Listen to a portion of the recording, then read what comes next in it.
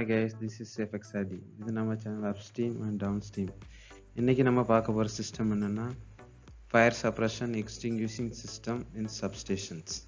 அதாவது substationsல என்னென்ன fire extinguishing fire suppression system use பண்ண போறோம்னு பார்க்குறோம். நார்மலா மார்க்கெட்ல FM200, Energen, CO2 இப்படி பல வகையான fire suppression system இருக்கு. ஆனா நம்ம இன்னைக்கு பார்க்க போறது நவோமிங்கிற மேனுஃபேக்சரரோட NN100 சிஸ்டம். ஸோ வீடியோக்குள்ள போகலாம்.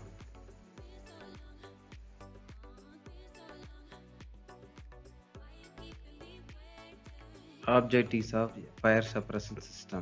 The system which will alert, control and extinguish fire with and without human intervention.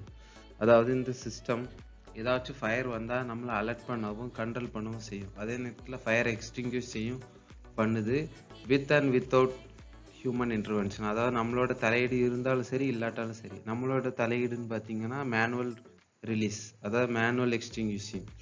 Without human intervention பார்த்தீங்கன்னா ஆட்டோமேட்டிக் ரிலீஸ், அதாவது ஏதாவது ஃபயர் டிடெக்டர் ஆக்டிவேட் ஆகி ரிலீஸ் ஆகுறது.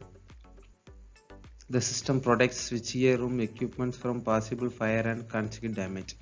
அதாவது சப்ஸ்டேஷனில் இருக்கிற ஸ்விட்ச் கியர்ஸ் எக்யூப்மெண்ட்ஸை ஏற்படுற ஃபயரை அண்ட் கான்சிக்வெண்ட் டேமேஜ்லேருந்து இது ப்ரொடெக்ட் பண்ணுது.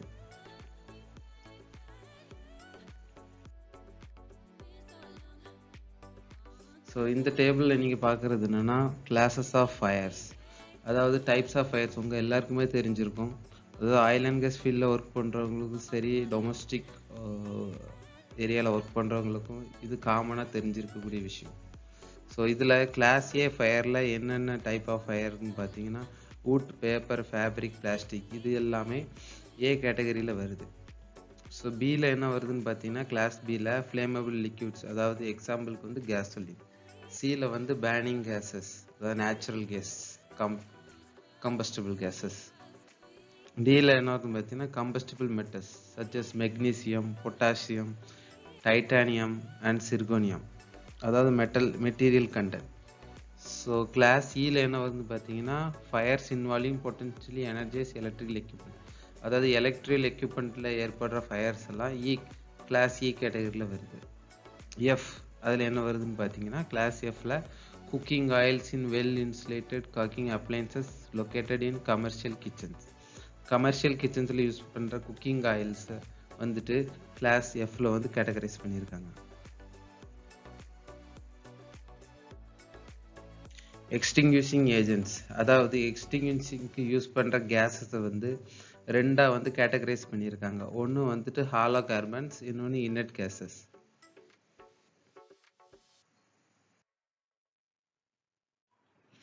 What is gaseous fire suppression? இதுக்கு டிஸ்கிரிப்ஷன் என்னன்னு பார்த்தீங்கன்னா இன்னட் கேஸ் மூலமாக வந்துட்டு இன்னட் கேஸ் மூலமாகவோ கெமிக்கல் ஏஜென்ட் மூலமாகவோ ஃபயரை எக்ஸ்டிங்யூஷ் பண்ணுறது தான் கேசியஸ் ஃபயர் சப்ரஷன். இதுக்கு இன்னொரு பேர் இருக்குது, க்ளீன் ஏஜென்ட் ஃபயர் சப்ரஷன். இந்த ஏஜென்ட்ஸ், அதாவது இதில் யூஸ் பண்ணுற ஃபயர் சப்ரஷன் ஏஜென்ட்ஸ் எல்லாமே ரெகுலரைஸ் பண்ணுறது வந்து நேஷ்னல் ஃபயர் ப்ரொடெக்ஷன் அசோசியேஷன் தான், அதாவது NFPA தான் இதை ஸ்டாண்டர்டைஸ் பண்ணுது. எந்தெந்த ஏஜென்ட்ஸ் யூஸ் பண்ணணும், எந்தெந்த ஃபயருக்கு எந்தெந்த ஏஜென்ட்ஸ் யூஸ் பண்ணணுங்கிறது அவங்க தான் ரெகுலரைஸ் பண்ணுறாங்க. இந்த ஃபயர் சப்ரஷன் சிஸ்டம் வந்துட்டு கன்சிஸ்ட் ஆஃப், அதாவது இதில் இருக்கிற எக்யூப்மெண்ட்ஸ் என்னெல்லாம் பார்த்தீங்கன்னா வந்துட்டு ஸ்டோரேஜ் கண்டெய்னர்ஸ், அதாவது இன்னட் கேஸை ஸ்டோர் பண்ணி வச்சிருக்க கண்டெய்னர்ஸ், ஏஜென்ட் ரிலீஸ் வால்ஸ், அதாவது SOV operated valves, fire detectors எதுன்னு பார்த்தீங்கன்னா ஃபயர் டிடெக்டர்ஸ் தான் நமக்கு வந்துட்டு ஃபயர் சப்ரஷன் சிக்னல் சிஸ்டத்துக்கு வந்து சிக்னல் கொடுக்கக்கூடிய டிடெக்டர்ஸ்.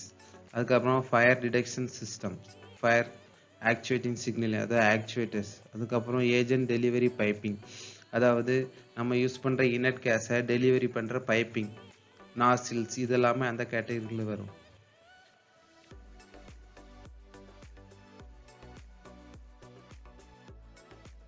ஸோ இப்போ தான் நம்ம வந்து மெயினான வீடியோக்குள்ளே என்ட்ரு ஆகிறோம். அதாவது நம்ம இப்போ பார்க்க போகிறது வந்து நவோமி பற்றி. இதுக்கு முன்னாடியே ஃபயர் சப்ரஷன் சிஸ்டம் பற்றிட்டு ஒரு லிபரலாக பார்த்தோம். இப்போ நம்ம பார்க்க போகிறது நம்ம என்டையர் சிஸ்டம் NN100 பற்றி.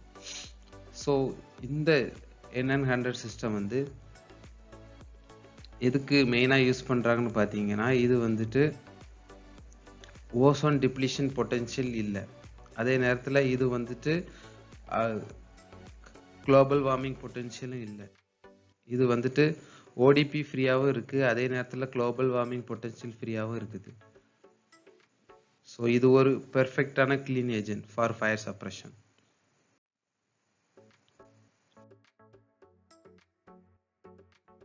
ஸோ அட்வான்டேஜஸ் ஆஃப் NN100, அதாவது இதோட இருக்கிற இனட் கேஸ்ல இது எதுக்கு பெஸ்ட்டாக இருக்குன்னு பார்த்தீங்கன்னா, இதோட அட்வான்டேஜஸ் அதிகம். அதாவது என்னன்னு பார்த்தீங்கன்னா, reduces oxygen concentration level to cut fire with successful result. So இது என்ன பண்ணுதுன்னா, ஆக்சிஜன் டெஃபிஷியன்சியை கிரியேட் பண்ணி ஆக்சிஜன் லெவலை கம்மி பண்ணி அந்த ஃபயரை வந்து கண்ட்ரோல் பண்ணுது. அதே நேரத்தில் இது வந்துட்டு 0 ODP and GWP because of real natural gas. இது ஒரு நேச்சுரல் கேஸாக இருக்கிறதுனால இது வந்து 0 ஓசன் டெப்ளீஷன் இருக்குது, அதே நேரத்தில் 0 குளோபல் வார்மிங் பொட்டென்ஷியலும் இருக்குது. அப்புறம் இந்த NN100 கேஸ் வந்துட்டு கம்ப்ளீட்லி நான் கண்டக்டிவ் கேஸ், அதாவது இது மின் கடத்தியோ இதனால் எலக்ட்ரிக்கல் எக்யூப்மெண்ட்ஸ்க்கோ எந்த டிஃபெக்ட்னஸும் வராது. இது மார்க்கெட்டில் ஈஸியாக அவைலபிளாக இருக்குது. ஸோ இதை வந்து நம்ம ஈஸியாக வந்துட்டு ஒரு சிலிண்டர் வந்துட்டு ரீஃபில் பண்ணனா கூட ஈஸியாக வந்து மார்க்கெட்டில் இது அவைலபிளாக இருக்குது. அதே நேரத்தில் இது ரொம்ப சீப்பான மெட்டீரியலும் கூட. ஸோ இன்கேஸ் இந்த NN100 ரிலீஸ் ஆனால் கூட நீங்கள் வந்து உங்களுக்கு விசிபிலிட்டி இருக்கும். இப்போ இன்கேஸ் ஒரு ரூமில் ரிலீஸ் ஆனால் கூட இது ஒரு டிரான்ஸ்பரண்ட் கேஸ் தான், அதனால் உங்களுக்கு நல்ல விசிபிலிட்டி இருக்கும்.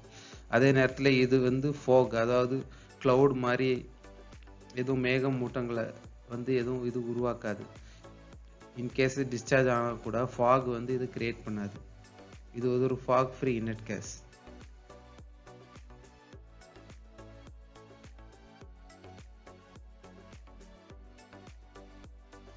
பேசிக் சிஸ்டம் காம்பனன்ட்ஸ், அதாவது இதில் என்னென்ன காம்பனன்ட்ஸ் இருக்குதுன்னு இந்த ஸ்லைடில் நம்ம பார்க்க போகிறோம். முதல்ல பார்க்க போகிறது இனிஷியேட்டிங் டிவைசஸ், அதாவது எது மூலமாக எதை ஆக்டிவேட் பண்ணலாம், அதாவது மேனுவல் ரிலீஸ்க்கு.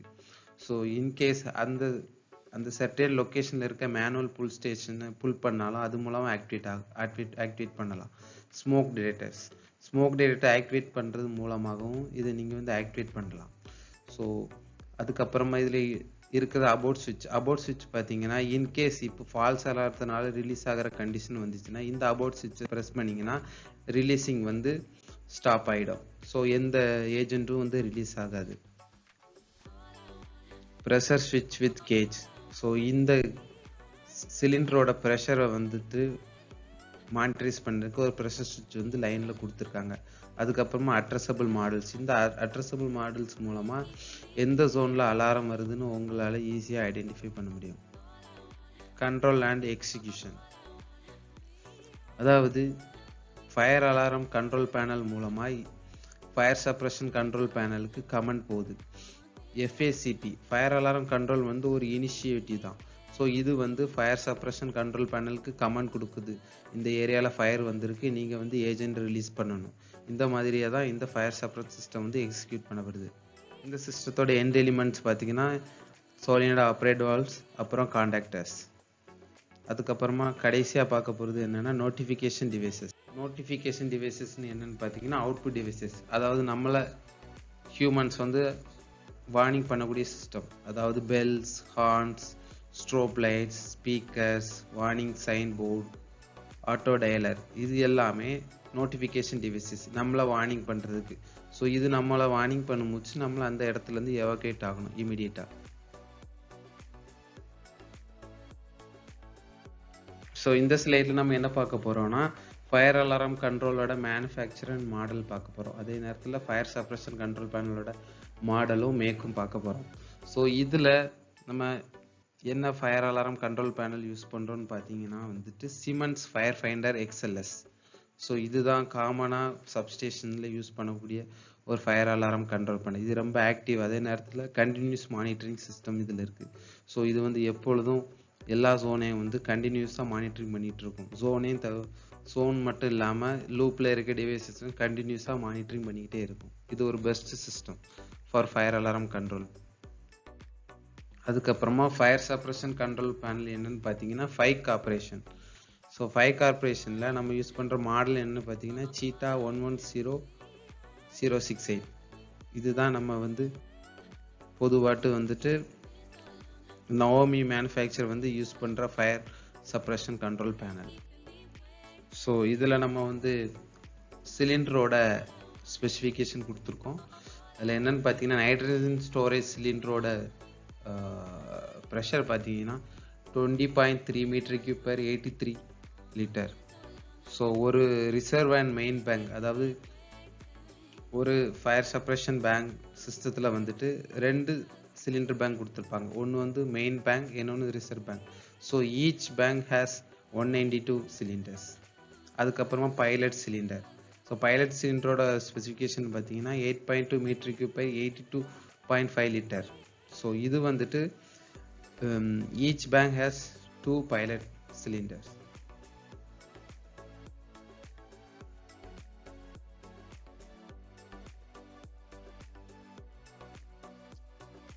இந்த ஸ்லைடில் உங்களுக்கு சப்ஸ்டேஷனோட ஜோன்ஸ் அப்புறம் என்னென்ன எஃபெக்ட்ஸ் இருக்குன்னு காட்ட போகிறேன். எஃபெக்ட்ஸ்னு பார்த்தீங்கன்னா எப்படி ஆக்டிவேட் ஆகுது, எந்தெந்த மாதிரி லாஜிக்கில் இதை வந்து கனெக்ட் பண்ணி வச்சுருக்காங்கங்கிற நான் இப்போ எக்ஸ்பிளைன் பண்ண போகிறேன். ஸ்விட்ச் கியர் ரூமில் எந்தெந்த மாதிரி லாஜிக் இருக்குதுன்னு பார்த்தீங்கன்னா, CO2 சிஸ்டம் ஆக்டிவேட் இருக்குது. அதாவது இந்த இடத்துல CO2 ரிலீஸ் இருக்குது.